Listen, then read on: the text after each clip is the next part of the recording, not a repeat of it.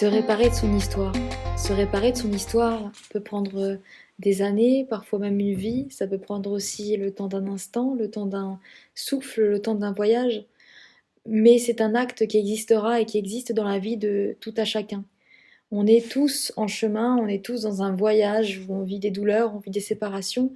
Venir au monde, c'est un jour en mourir.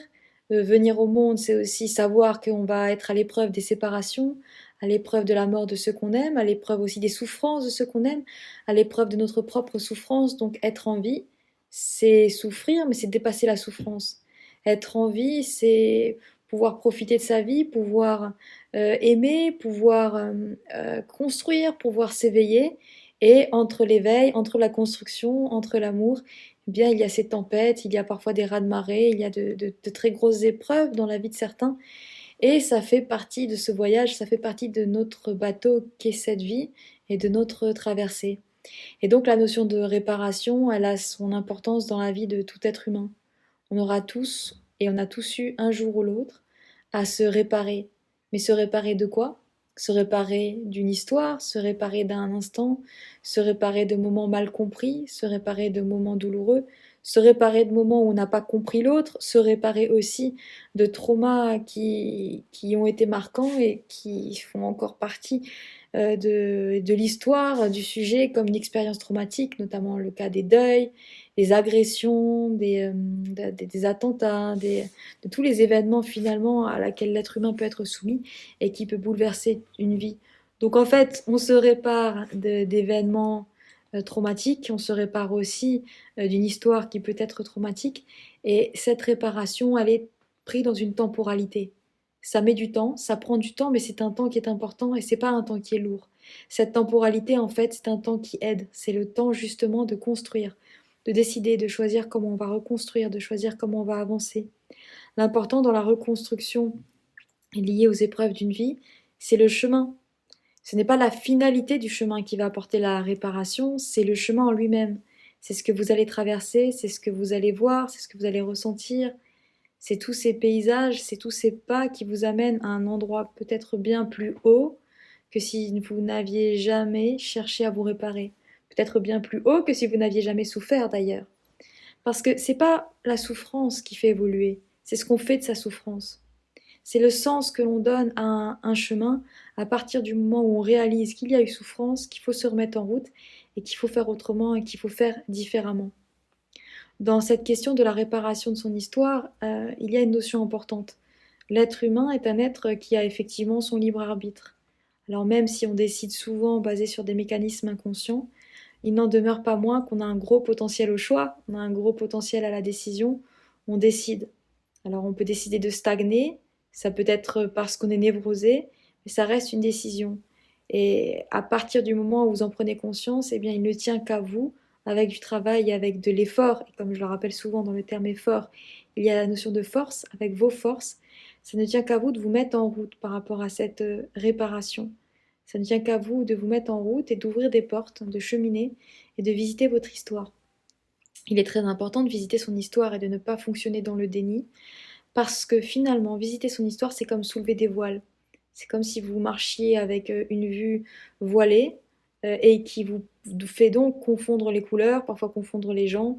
Donc c'est une métaphore de ce qui peut se passer dans une vie, par exemple de choisir les mauvaises personnes, de faire toujours les mauvais choix, de se saboter, de ne pas prendre sa place, de penser qu'on n'est pas à la hauteur, de penser qu'on est nul. Toutes ces questions-là ont à voir avec des voiles que vous avez sur les yeux. Et questionner son histoire, c'est petit à petit soulever des voiles. On ne cherche plus à ce moment-là les pourquoi, on cherche les comment. Et c'est les comment qui vont un jour vous permettre de réaliser pourquoi vous aviez cette vision erronée et non lucide de vous, des autres ou du monde. Donc descendre dans son histoire, c'est un moment important. Ça prend du temps là aussi, c'est pris dans une temporalité. Et en fait, ça aide à la guérison en plusieurs temps. Vous pouvez comprendre quelque chose à un instant T, c'est dans un deuxième ou dans un troisième temps que l'arbre de cette compréhension-là va fleurir.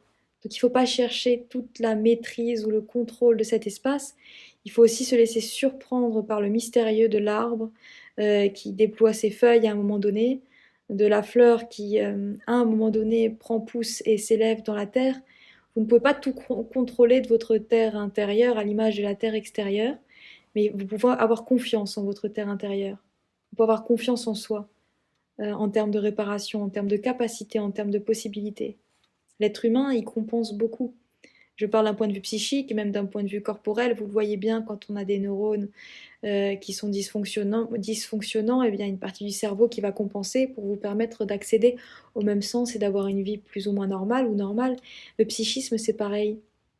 Lorsque vous avez mal, lorsque vous vivez quelque chose de dur, en premier lieu, son rôle, c'est qu'il va vous protéger. Et quand cette protection, elle n'est pas choisie, ça peut donner du refoulement, ça peut donner du déni, ça peut donner des mécanismes inconscients qui vont être en soi des voiles aussi que vous avez sur les yeux. Mais une fois que vous prenez conscience de votre histoire, une fois que vous prenez conscience aussi de ce qui a pu vous arriver, les voiles petit à petit se défont puisque vous n'aurez plus besoin des mêmes mécanismes. Vous aurez réalisé quelque chose qui vous permettra de vous apaiser. Alors je vais donner un exemple. Prenons une personne qui fait un accident de voiture. Et après cet accident de voiture qui est très traumatique, eh bien elle déplace sur mille et une choses de l'angoisse. Elle déplace sur le fait d'aller en cours, c'est angoissant pour elle. Elle déplace sur le fait de donner cours, c'est angoissant pour elle. Elle déplace cette personne sur le fait de sortir dans la rue, elle a l'impression que le mal peut surgir, qu'elle pourrait être agressée. Donc en fait, elle déplace sur tout sauf sur la voiture. Dans sa voiture, elle est tranquille, elle prend sa voiture et elle continue. Pourtant, le trauma a eu lieu dans la voiture. Et en fait, ici, le mécanisme inconscient qui l'a protégée, c'est de déconnecter de l'angoisse massive le symbole de la voiture. Donc ça a sécurisé la voiture et dans sa mémoire, elle a réussi à se décaler et donc à pouvoir continuer une vie normale de ce côté-là. Mais il y a eu une tellement grosse angoisse qui s'est passée dans ces instants-là que du coup elle a déplacé sur mille et une petites choses. Et donc, la réparation ici passera par le fait de déjà ouvrir les petites portes des angoisses qui se manifestent quand elle donne cours, quand elle fait cours, quand elle sort dans la rue. Petit à petit, en cheminant, en faisant un exercice de connexion et d'association libre, nous en reparlerons, elle va arriver à cet événement, le trauma, ça a commencé à ce moment-là, l'accident de voiture. Une fois qu'elle va réaliser l'accident de voiture et la portée traumatique que ça a pu avoir, on a de grandes chances qu'elle n'ait plus besoin de déplacer et qu'elle ait juste à affronter ce qui est l'accident de voiture et l'angoisse massive que ça a pu créer pour elle. Puis dans un autre temps, la réparation ici passera par le fait de donner sens à cet accident, d'arriver à se tranquilliser, d'arriver à en faire un instant T dans sa vie, peut-être même un instant où elle a survécu et où elle est en vie, plutôt que la preuve que quelque chose d'horrible peut arriver dans une vie et que ça peut recommencer. Parce que souvent l'angoisse c'est ça, c'est la peur de demain, c'est la peur que demain quelque chose arrive. Et pour calmer cette peur, il y a mille et un chemins, mais ça passe par comprendre où est-ce que ça a commencé à se créer, à quel instant de votre vie vous avez commencé à avoir de l'anxiété, et ce sera le chemin de cette réparation.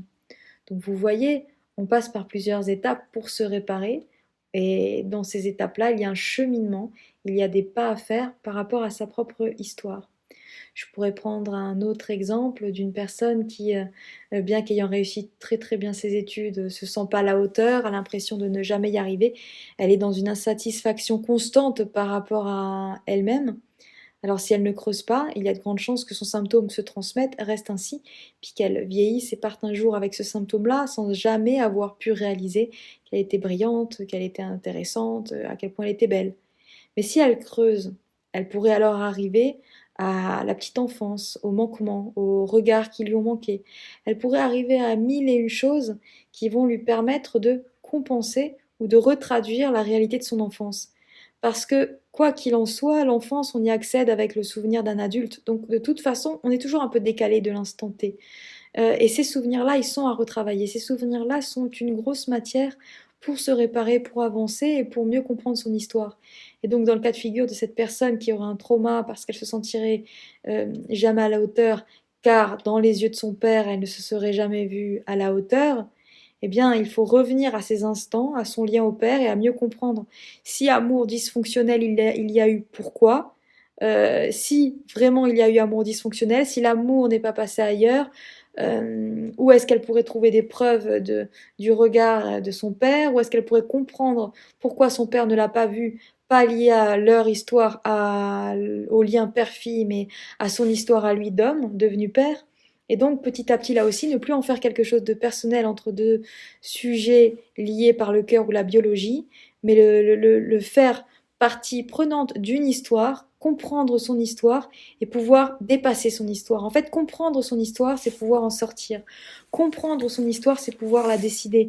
Comprendre son histoire, c'est pouvoir l'écrire à partir de sa plume et que sa plume soit décidée. Donc, se réparer de son histoire, c'est un acte de temporalité, c'est un acte de compréhension, c'est un acte qui prend du temps et c'est aussi un très grand voyage.